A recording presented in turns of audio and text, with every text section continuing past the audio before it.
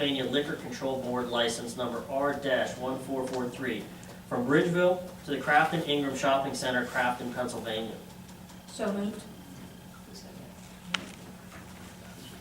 Second. So a little bit of discussion on this. This was not at our working meeting. I'd asked the manager to give us some background as to the reason why this is up and the timing of it, so we can all be clear.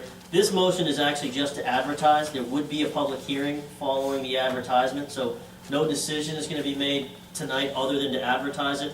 But I'll let the manager speak to what's going on here. We received a letter on March 17th from Caputo Law Firm representing Pittsburgh Windstop LL1 LLC. It has applied for, to transfer a liquor license from Bridgeville to Crafton Ingram Shopping Center.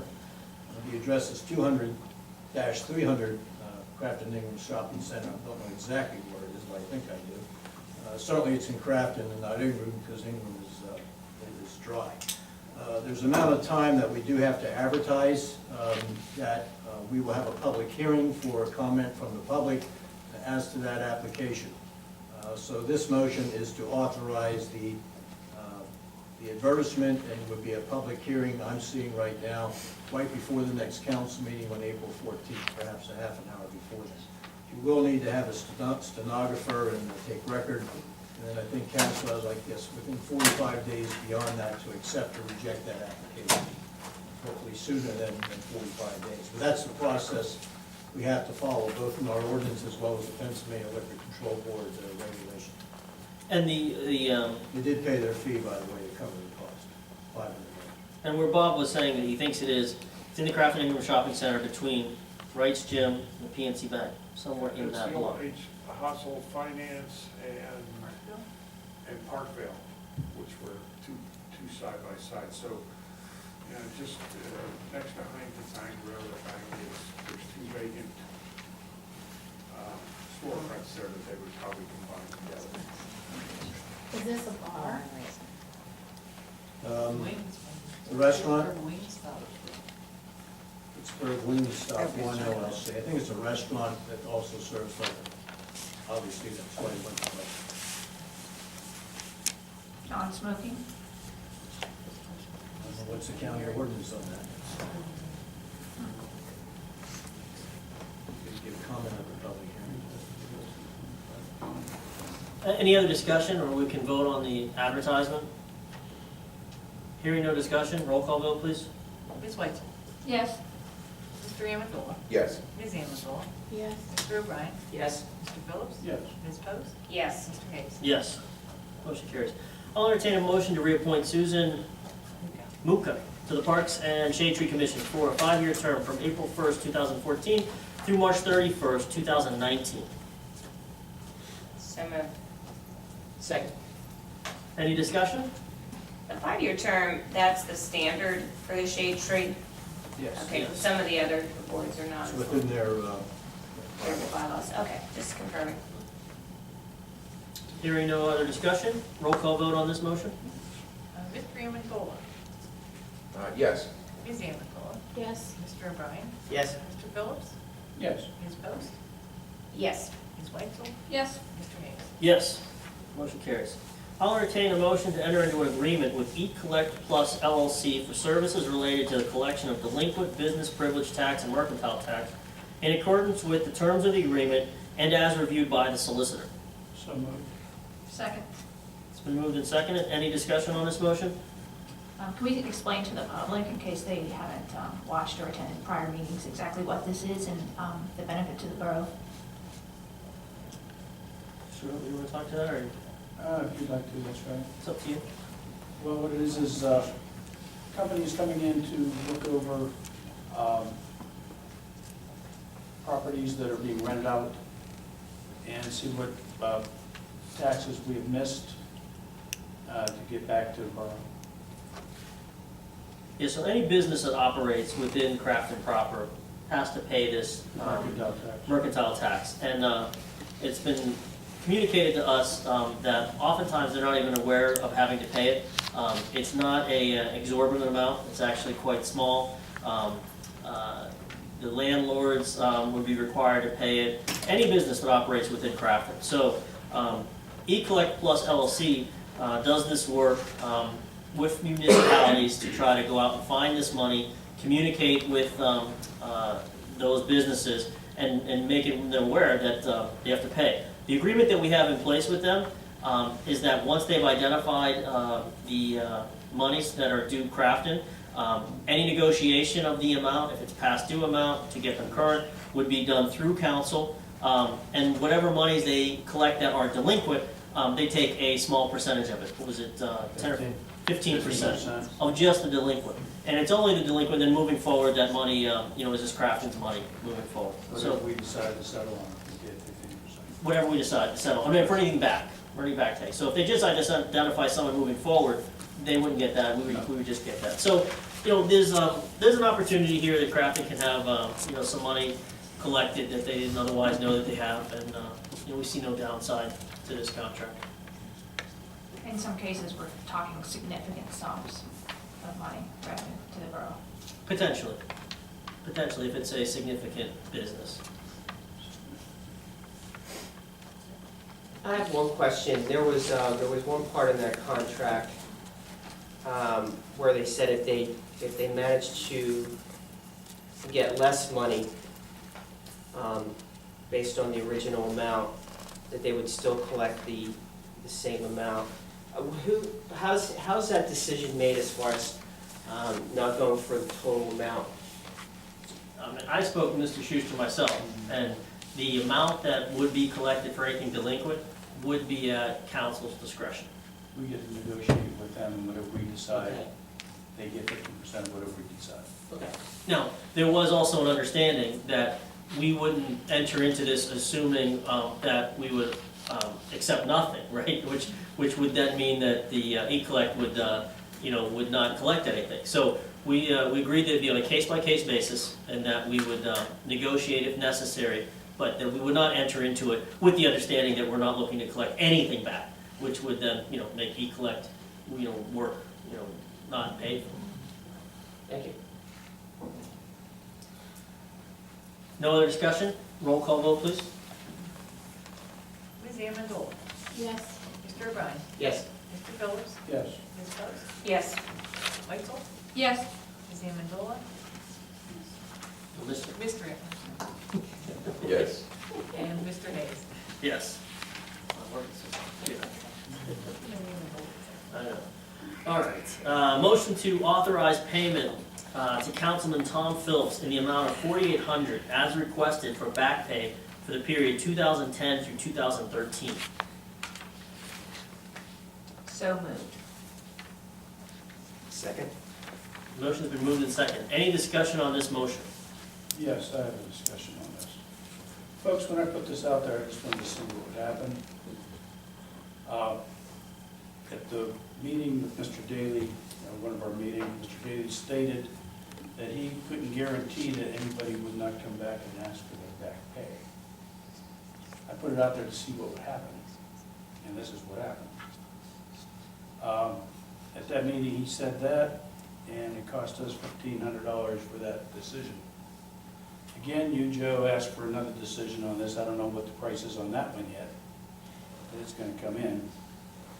And he was undecided. He said you guys put it to a vote. Now, back in 2008, whenever they took this out, that was a ordinance. It was taken out by a vote. And according to Mr. Daly, it was stated that they could not do that, so it was still in effect from 1977. But court apparently, they could put it to a vote, because he says in this one now, you can vote on an ordinance. I'm confused on conflicting decisions we're getting from council. Back in 2008, when it was taken out, Mr. Ague was sitting on council then, with council, because Ms. Lutzbacher even stated, Mr. Ague was there, and nothing was said. In this letter that Mr. Daly did send to us about, he reviewed past minutes and did not find anything in there where anybody had asked to have this reinstated. August 10, 2011, but it took me a hard time to find it. Mr. Stewart had expressed a desire to reinstate the council salary and reimburse the members for their expenses, printing, so on and so forth. And Mr. Cindric was council president at the time and informed us that we could not do that because council could not vote it because they were sitting on council. And Mr. Daley was sitting in presence that day. And nothing was said then either. Now, we're paying our council to protect us and guide us, yet nothing was said. Okay? I really don't want it, to tell you the truth. I just wanted to see what would happen. And it's not that funny, let's all be confused. Going over codes and ordinances and stuff with this, last year, Ms. Wetzel, with the help of Mr. Callen here, went to the school district, went to BUI to negotiate a reduction in school permit fees without council's approval, costing the borough the amount of $1,800 in fees. And I was just wondering when Ms. Wetzel here was going to pay this back to the borough. Well, we're discussing the motion to pay you back pay for council pay, not what happened. Well, I don't want this, to tell you the truth. I withdraw it. Well, it's already You been moved in can't, second. you can't withdraw because it's already out. Okay. And I don't mean to step on your toes, President, but I would like to point out that if this was a calculated move to test the solicitor's competency. It was not. May I finish, please? That from what you just described, to put it out there to see what would happen, and so you just cost us how much in solicitor fees? I didn't cost them So- anything. Yes, so, I'm concerned about the motive here, and the second part that concerns me is the fact that, that you're our finance chair.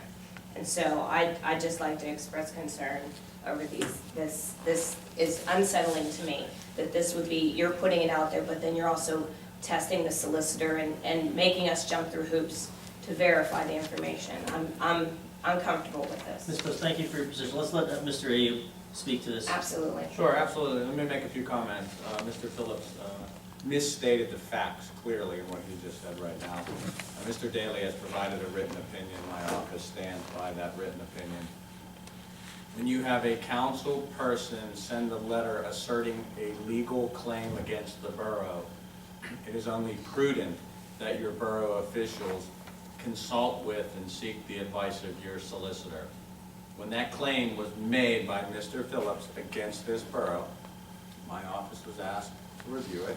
We reviewed it and we offered an opinion in that regard. So to the extent that he tries to accuse my office of somehow generating fees unnecessarily, I submit those fees are generated because of the claim that he made.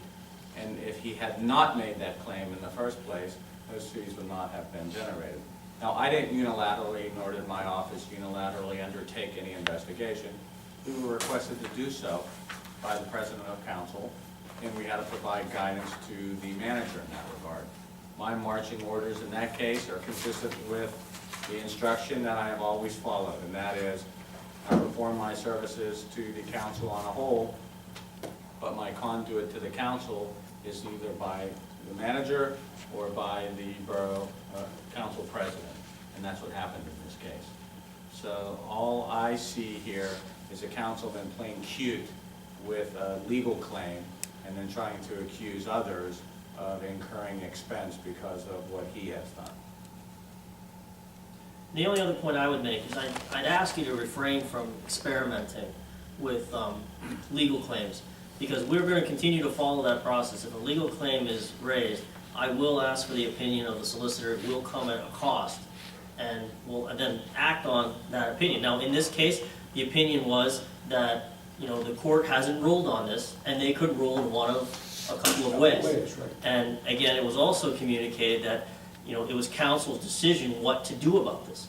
So that's why it's put to us today to a vote, and why we'll take this vote now, to decide whether to pay or not pay. But, you know, I'm glad you've decided that you don't want the money, but we're gonna see this through to its logical end in any case. So, is there any other discussion? Yeah, I have one more comment. At the last meeting, I put it out there that perhaps he should be removed. Councilman Phillips has the chair of finance. You as the president, you have complete control over who is the chair, who is not the chair of committees. I don't think it is appropriate when games are being played at the taxpayer's expense, that that individual should be the chair of the finance committee, period. Thank you. It seems, Ms. Wetzel, you are not the president here, and Mr. Hayes is. And you are not a puppet master, he's not a puppet. Can you gavel him, please? Well, See? no, listen, let me make a point. Please. We're again not talking about the finance chair right now. We're talking about the motion for back pay to Councilman Phillips. Who is the finance chair? Point of order for a vote, please. Roll call vote. Mr. O'Brien. No. Mr. Phillips. No. Ms. Post. No. Ms. Weitzel. No. Mr. Amendola. No. Ms. Amendola. No. And Mr. Hayes. No. Motion passes. Okay. I'll entertain a motion to execute the agreement with Shaycog for the contract previously awarded by council, including administration services for joint O&M preventative maintenance project year 3 for actual costs of construction plus 3% administration fee. So moved. Second. Moved and seconded. Any discussion on this motion? Hearing no discussion, roll call vote. Mr. Phillips. Yes. Ms. Post. Yes. Ms. Weitzel. Yes. Mr. Amendola. Yes. Ms. Amendola. Yes. Mr. O'Brien. Yes. Mr. Hayes. Yes. I'll entertain a motion to authorize payment to Shaycog the amount of $15,156.46 from the sewer fund representing payment number 1 for the joint O&M preventative maintenance project year 3 for work completed by Sewer Specialty Services Company for the period January 14, 2014 through February 3, 2014, as reviewed and certified by Gateway Engineers. So moved. Second. Moved and seconded. Any discussion on this motion? Hearing no discussion, roll call vote. Ms. Post. Yes. Ms. Weitzel. Yes. Mr. Amendola. Yes. Ms. Amendola. Yes. Mr. O'Brien. Yes. Mr. Phillips. Yes. And Mr. Hayes. Yes. I'll entertain a motion to authorize payment to Shaycog the amount of $7,251.61 from the 2013 Accounts Payable Reserve Fund, representing the second and final payment of invoice for joint municipal O&M CCTV inspection and cleaning year 3 for work completed by Roto-Rooter Services Company for the period April 18, 2013 through February 24, 2014, as reviewed and certified by Gateway Engineers. So moved. Second. Moved and seconded. Any discussion? Hearing no discussion, roll call vote. Ms. Weitzel. Yes. Mr. Amendola. Yes. Ms. Amendola. Yes. Mr. O'Brien. Yes. Mr. Phillips. Yes. Ms. Post. Yes. Mr. Hayes. Yes. I'll entertain a motion to concur with the Shaycog recommendation to award the joint municipal O&M CCTV inspection and cleaning year 4 contract to Sewer Specialty Services Company at its bid price of $611,218.50, of which $38,695 represents Crafton's portion of the contract. So moved. Second. It's been moved and seconded. Any discussion on this motion? Hearing no discussion, roll call vote. Ms. Weitzel. Yes. Mr. Amendola. Yes. Ms. Amendola. Yes. Mr. O'Brien. Yes. Mr. Phillips. Yes. Ms. Post.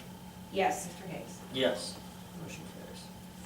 Under comprehensive planning, I'll entertain a motion to adopt resolution number 2014-04, authorizing the formation of a multi-municipal comprehensive development plan committee comprised of the boroughs of Crafton, Ingram, Roslyn Farms, and Thornburg, and to submit funding applications to the local government academy for the purpose of partially funding the multi-municipal comprehensive development plan for up to $8,500 per municipality.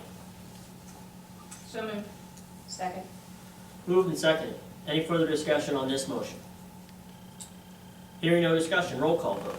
Mr. Amendola. Yes. Ms. Amendola. Yes. Mr. O'Brien. Yes. Mr. Phillips. Yes. Ms. Post.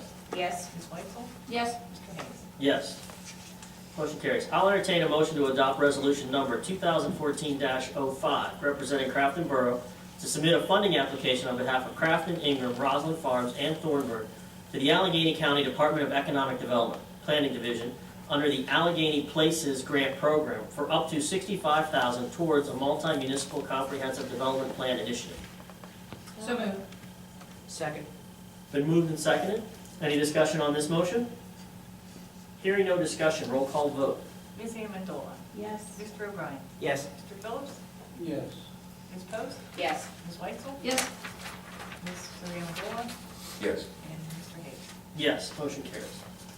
Last business motion, or business agenda motion. A motion to authorize Director Jamie Beachy to attend the Pennsylvania Recreation and Park Society Annual Conference at Seven Springs from March 24th through March 26, 2014, with a registration fee of $325, lodging cost of $600, and reimbursement for travel expenses. Further authorizing attendance and certification for play equipment safety inspection course May 12th through May 14th, 2014, Cranberry Township, at a cost of $635, which is comprised of a $535 course and a $100 exam. So moved. Second. It's been moved and seconded. Any discussion on this motion? Hearing no discussion, roll call vote. Mr. O'Brien. Yes. Mr. Phillips. Yes. Ms. Post. Yes. Ms. Weitzel. Yes. Mr. Amendola. Yes. Ms. Amendola. Yes. Mr. Hayes. Yes. That concludes the business agenda. I thank the citizens for coming, so now we'll entertain any additional citizen comments. Please step up to the microphone, state your name and place of residence.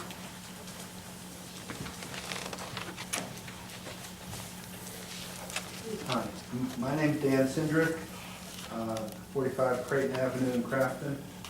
I was the president of council at the time we hired Mr. Callen. And Susan Viola and was the vice president. And I would just like to thank Mr.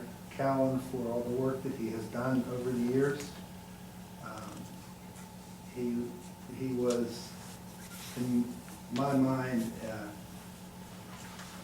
one of, if not the best, council borough managers that we had in the over 12 years I was privileged to be on council, and I wish him well in the future.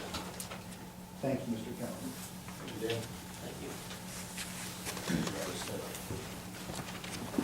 It's a white camera. I just wanted to, Brutal over Roslyn Farm.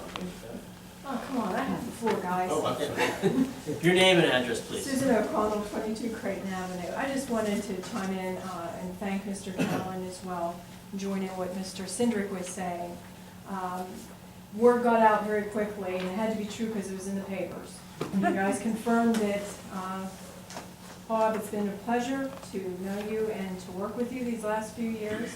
I wish you the best. Our loss is Munhall's gain. You can tell from the agenda tonight how busy Bob has been working for the borough, even though obviously he was thinking and planning on moving on. So anyway, I wish you the best, Bob. Thanks. Any additional citizen comments?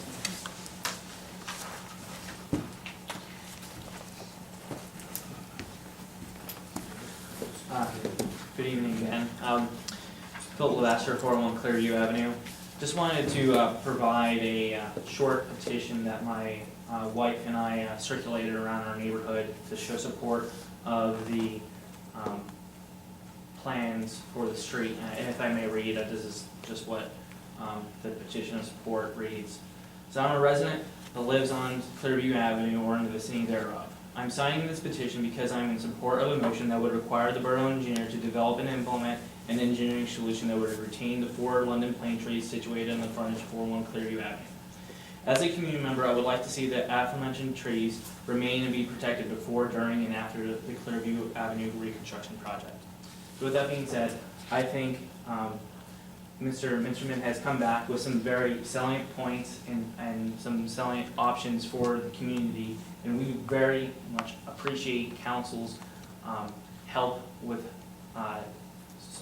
finding a solution with Mr. Callen. And on behalf of my wife and I, we are very appreciative that Mr. Callen has been there to help carry forth the dialogue with the Shade Tree Commission.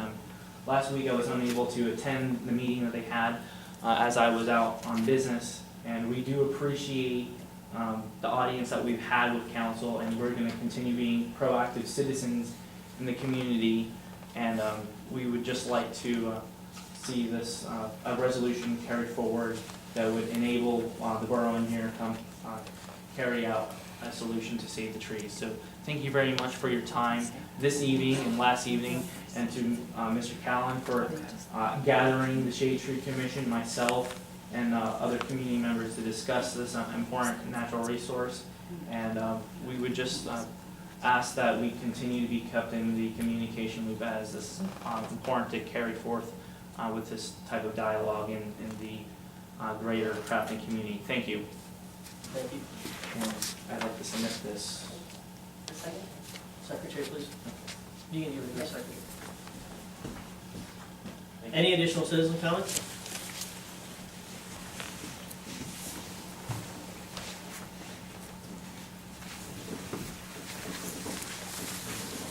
Corey Cassidy, 113 Poplar Street, Greentree. Just a couple of loose end questions I have. Parking wasn't discussed with the options.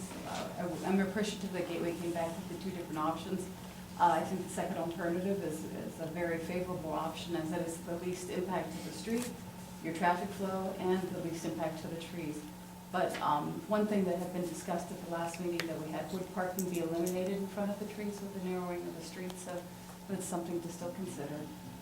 And then the second thing is that if the arborist would come back and say, you know, option adult number 2 was a bad idea, it's still going to harm the trees, is there any way to still have a dialogue from that, I guess?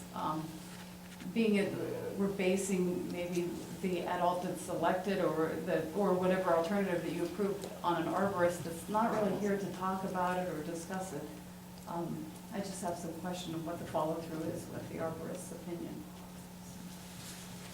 Okay. Any other citizen comments?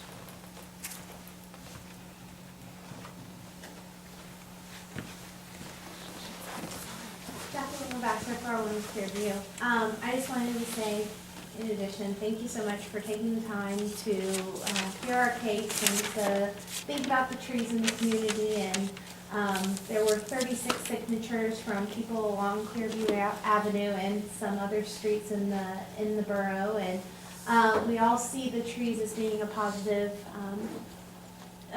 influence in our community, and they all agree. And I would like for you to look over the list, and also if you have any questions, you can always contact my husband and I. So thank you.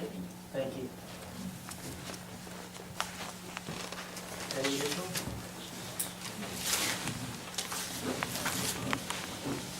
Mary Lexbacher, 71 Dinsmore. I too would like to thank Bob for his help all the time, and he's, you know, quick getting back to you, and I really did appreciate that. And also good luck. And I'd also like to thank the fact that I hear so many of you went up and checked out these trees. I really appreciated that too. I think that really speaks for why we are Tree City, USA. This is our 25th anniversary year, and I really would like to see this initiative in saving these trees. Let's see what we can do with that trail up there.